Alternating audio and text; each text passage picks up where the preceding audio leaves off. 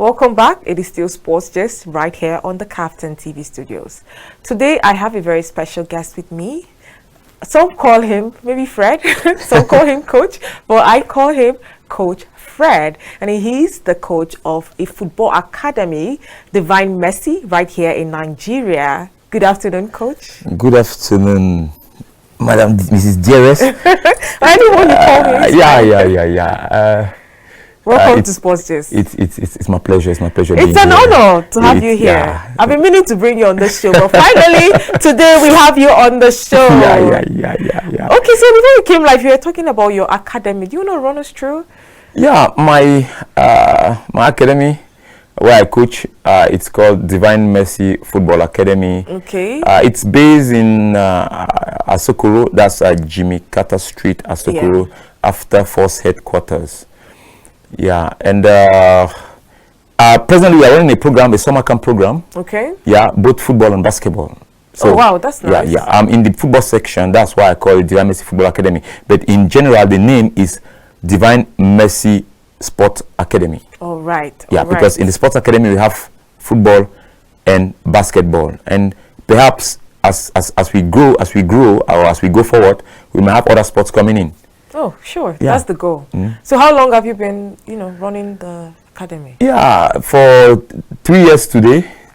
Oh, wow. 3 years today, yes, 3 years That's today. a milestone. That's something. Yeah, 3 years today, and we're doing pretty good. We are on Instagram too. All right. You can check it on Instagram. That's Divine Mercy Sports Academy on Instagram. You see us there. And we do a lot of things. We do classroom lessons away from the pitch. We do pitch. We do matches. A lot of drills.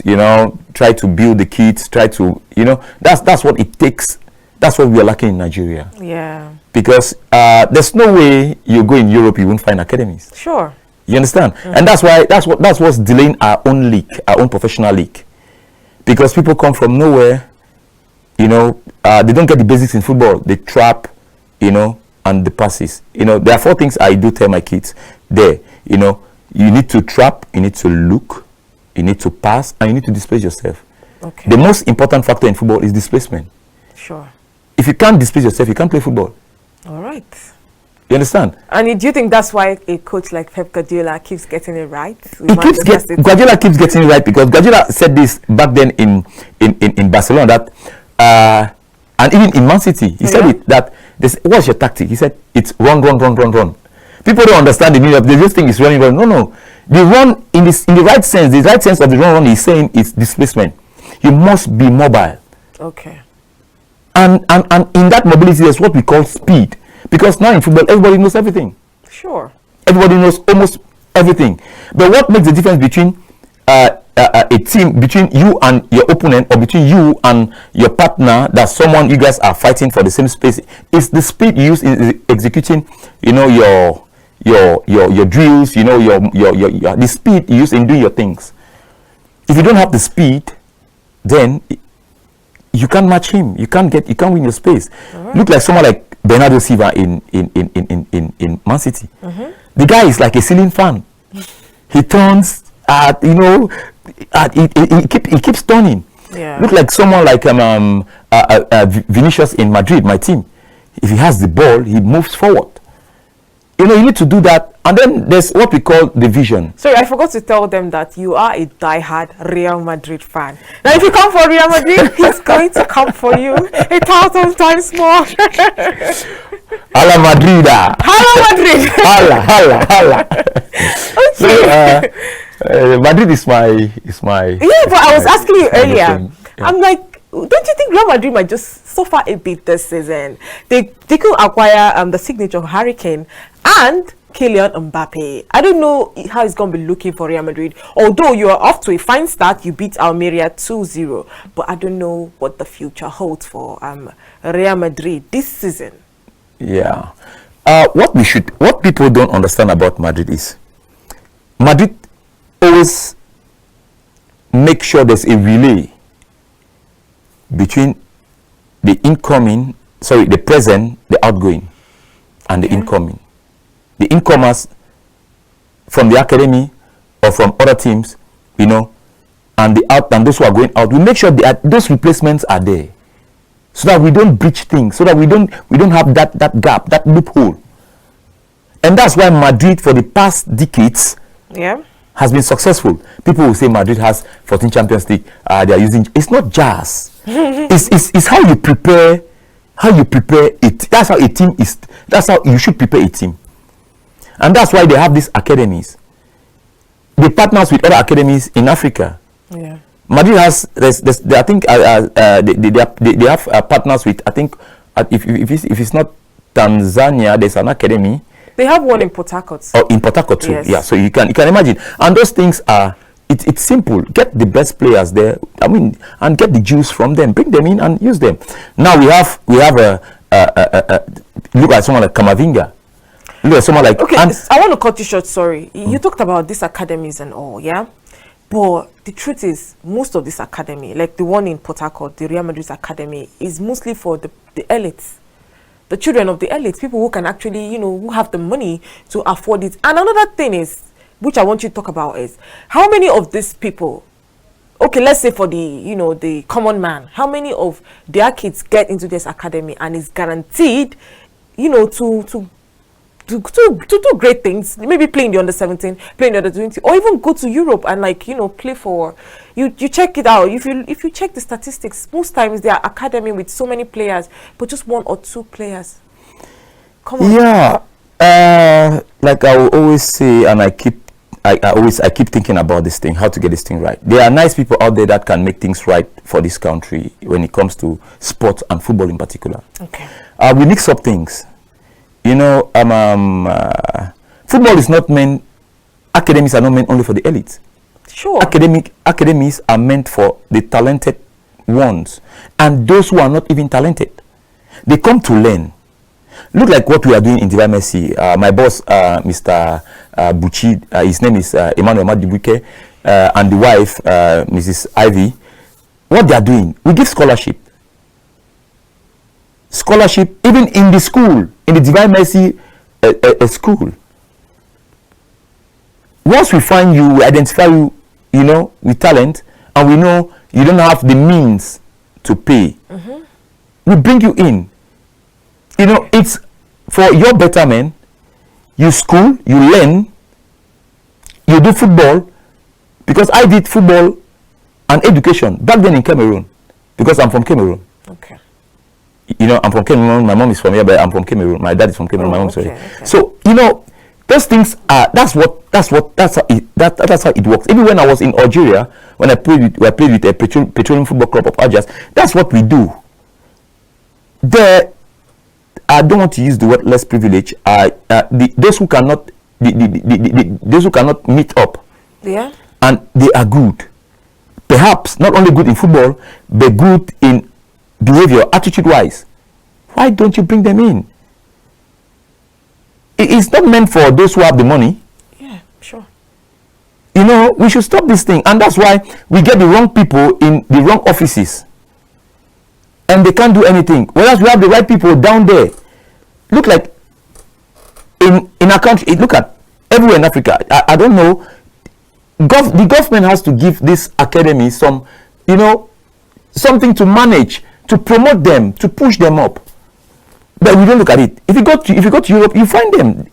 Government do give money they give things to academies. And even when FIFA decides to send us some stuff here, we still, it goes into private pockets. Okay. I was surprised when someone told me that what happened in that they went for a tournament and they came back. What under is it? I don't know. Yeah, and then they were given 1,000. A national team. Wow, that's sad. So we need to do these things. We need to do this, and we need to do it right. We don't need to look at. We don't need to look at money. We need to look at the development, how you develop the kids, because tomorrow, that kid is the person that will make the future tomorrow. Yeah, sure. I mean, I've had stories from people in academies, and it's not good at all. Now, if the government and NFF has failed, to assist these players, what of sports legends, footballers. Yeah, People yeah, who are in yeah, Europe currently, or who yeah. made it big in Europe.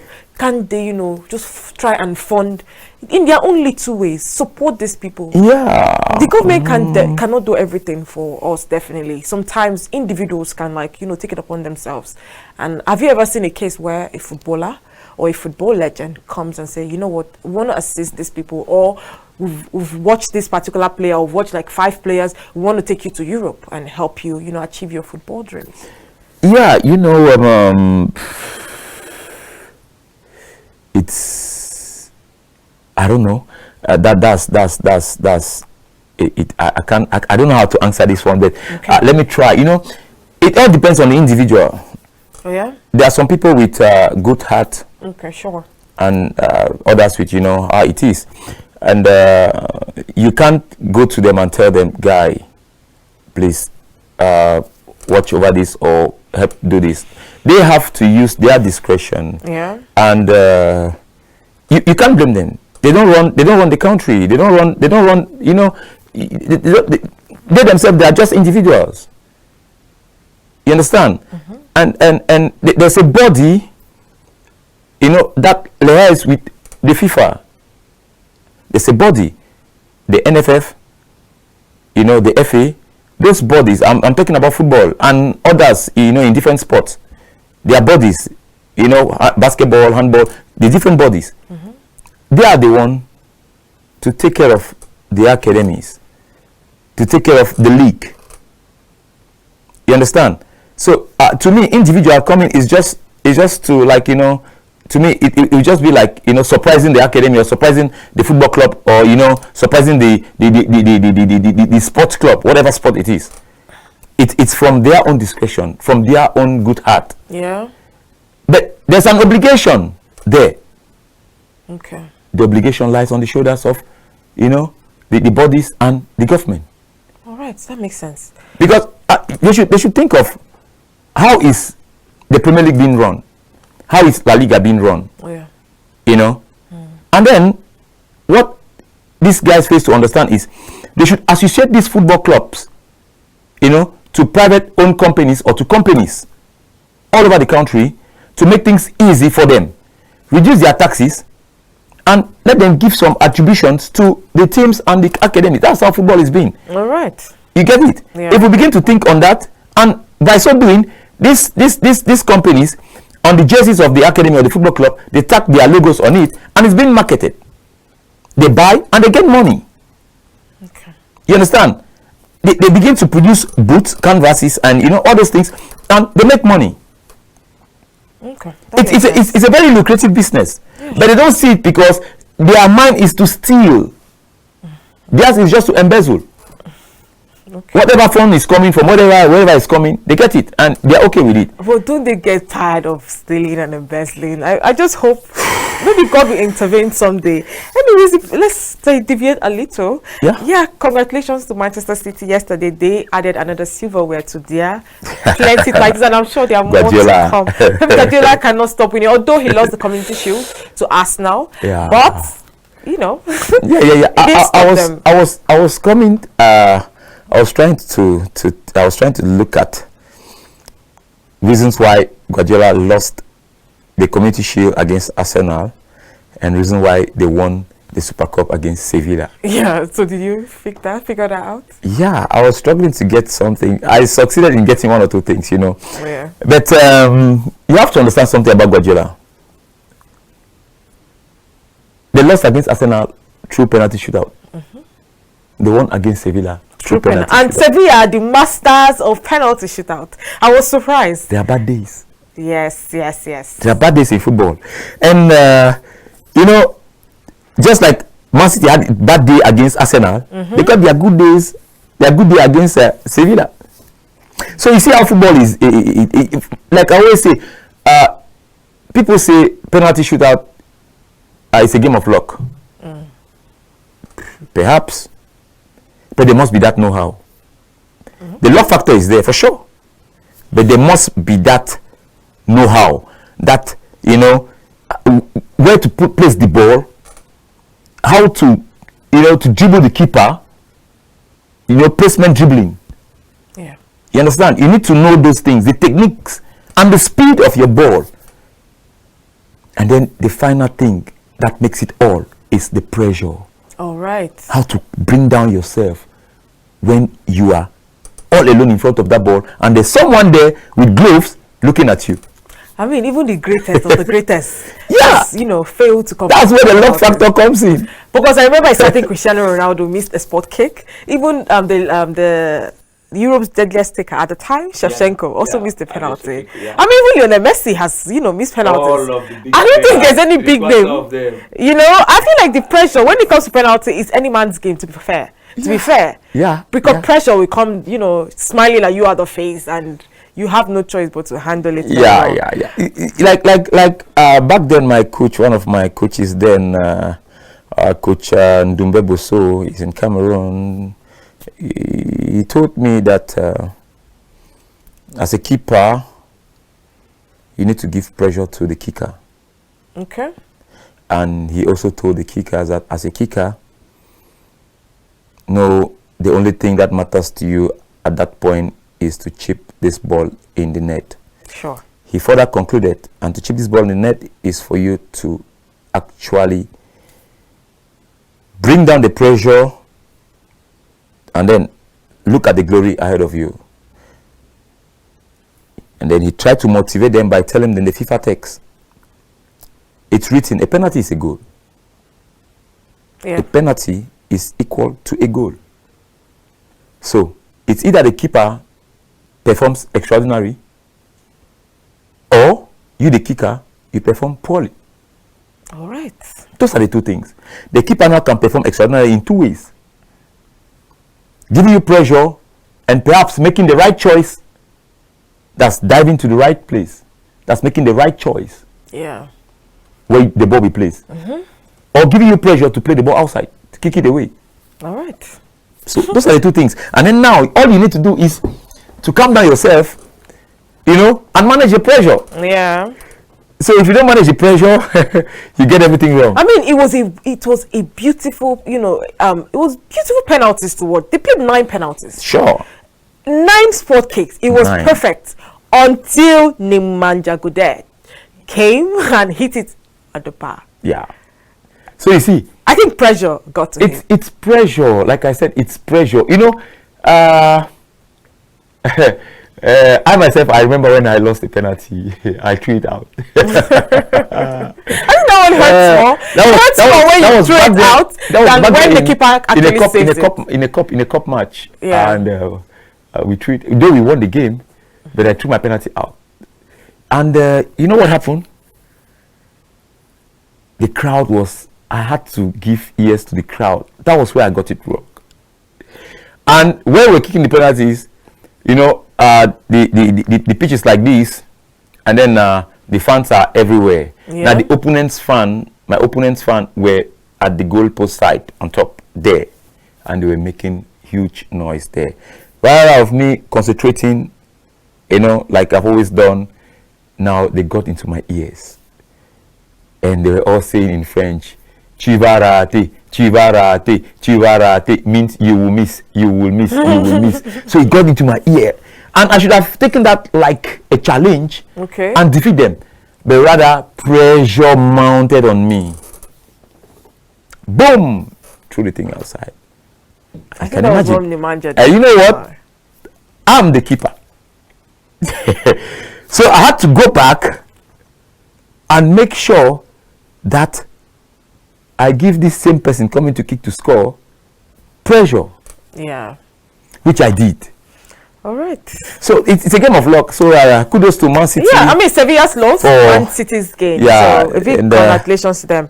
But while still sticking with Man City, and you know, Aymeric Laporte has agreed to join Al Nassr, and Manchester City have agreed to sell him. Yes. Now, the talking point for me is the fact that he's going to the Saudi Pro League. Now, Cristiano Ronaldo, he set the pace, and now every other person is following. But the funny truth about this is, they are all following because of the money. Now, Neymar moved to Al Hilal just a couple of days back with a very big deal. Now, he'll be earning more than $200 million a year for every post he makes on Instagram promoting the Saudi he will be making $500,000. Yeah. And now they've given him a private jet at his disposal, a mansion with staffs in it. Yeah. Now, we will see that kind of a deal and say no. Yeah, but what they fail to understand is Ronaldo going to the Saudi is but normal, is of age. Yeah, but I think Ronaldo went there because of the money. And Ronaldo went there not only because of the money. The money factor is there. Okay, let's agree the money factor is 70%. Yeah, the money factor is there. Yeah. It could be 70, it could be 60. 70? Yeah, but you have to understand something. No, let's say 60. You know why 60? Why? Ronaldo has the money. I mean, most of these footballers have money. Yeah, but Neymar, they want more money. Neymar, you can't compare Neymar and Ronaldo when it comes to money. Sure. Even after earning what he's earning, he will not see much Ronaldo. Obviously. He will not see even be, in fact, 5 meters or 10 meters closer. I mean, that's Ronaldo. why many are called, few are chosen. So That's Ronaldo it. is But to me, Ronaldo has achieved everything. Away from the World Cup, he has achieved everything in Europe. When it comes to football, he has achieved everything. Neymar hasn't. And Neymar is still young. And that's why I call that Neymar's deal a good deal for the old. Oh, okay. A good deal for the old.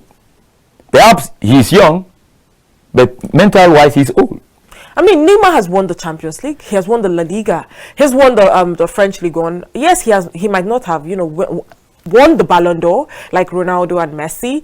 But when he started his footballing career... Not only winning. Football is not all about winning. Football is about what you've done to make you be called a legend. What has Neymar done that we can call Neymar a legend? I don't know. Has Neymar ever carried any club on his shoulder? Even his national team, he didn't. He tried, but he got injured in the 2014 World Cup. Every time he's been injured. Okay. Every time, in every tough match, they say big players, why do they call them big matchers? Because they get into big matches and they come out successful in big matches. Tell me one big match that you actually made out Neymar or you recognize Neymar. I'm trying to remember. Maybe the Confederations Away from the match, the Barcelona. FIFA Confederations Cup. Not even FIFA Cup. The match Barcelona PSG, Barcelona PSG, where they came back from 6-1 to 7-1. Yeah. I think 5-1. I think Neymar scored a hat-trick that day. He scored a hat-trick, and it was thanks to Lionel Messi. I bet you. Let me be honest. People say if Lionel Messi, if Messi wasn't there, Neymar, they wouldn't have seen Neymar. Okay. Those people, at times, I do differ with them, but at one point in time, I still give them reasons. Why? Because Neymar from Santos came and met Messi. Yeah. You understand? Messi was already at the peak. And the competition was still on between him and Ronaldo. Neymar came. You understand? Neymar left. When he left, dethroned Messi. When he left, they brought him to succeed Messi, to take over from Messi. Sure. When Messi is gone, he will be the king. Just like Madrid. Each year we have an icon. When Ronaldo left, we had Benzema for 2 days, for 2 years. Just Benzema for 2 years. 1.5 years even, because Vinicius is not taking over. And even Rodrigo. Even Rodrigo. And before then, and there's also one black man there called Camavinga. When Casemiro left, people, Camavinga, to me, he's the best player in Madrid. You know why? This guy was transformed from midfield to a left back. Okay. And he played well. Until Manchester City did what they did to me in the semi-finals, which I accept, and it's football. I mean, why wouldn't you accept it? Yeah, but that's football. You had no choice. Yeah. But remember, they also accepted it back then. Well, so coach, you talked about dethroning, yeah? Now, Lionel Messi, he dethroned the likes of Ronaldinho. So many great players were in Barcelona. No. There we make a mistake. Okay. Messi didn't dethrone Ronaldinho. Ronaldinho dethroned himself. Oh, really? Ronaldinho, Samuel Eto'o said it. He said it, that no matter how gifted you are, how talented you are, if you don't train, it will disappear. Sure. Ronaldinho will play a match and tomorrow he's in Rio de Janeiro and dancing samba. I think that's the case of the South Americans. It's their general case. Yeah. The only South America that I give kudos to, there are two of them. Has to be Lionel Messi. No. For me, not only Lionel Messi. There's one big guy too. Okay. The best trapper in the world ever. And who is that? Marcelo, all right. Marcelo had to retire before anything. He's the best left back in modern times that we've ever seen. Seriously. All right. And we should note this, that those two people, Marcelo and Lionel Messi, oh God, it's difficult to find players like that from Southern America. All right, coach. Well, our time is already fast spent. Yeah, but like I always say, I still believe that money is the major factor for these players moving to the Saudi Pro League. There's no other. Yeah. Money. I accept with you, like I said, 60 or 70% either, or it's okay by me, 60 or 70%. And the Saudi are trying to make up their own league. All right. They are trying to take something. That's why they buy clubs in Europe. They said the Saudi prince is the one giving them money, to go and get clubs to learn football management. All this. Because football is the best entertaining business we can ever have in the world. So let me ask you a question quickly before we go, because our time is already fast spent. Yeah. Now, I remember when the Chinese league was booming, they were signing players, giving so much money, and now today we can't call the Chinese league. Do you think that will be the case of the Saudi league? Quickly, yes or no? No. And I can give you just one reason. And which is? Oil money. Oil money, yes, oil money. All right, I'll hold you to your. There are too many reasons, but I'll just give you oil money as one. Oil money as well. All right, thank you so much, Coach, for being on the show with me today. It's my pleasure. Thank you so much. Thank you to our amazing viewers. Let's do this again, same time, same station. I am Dearest Mba. Do have a wonderful day.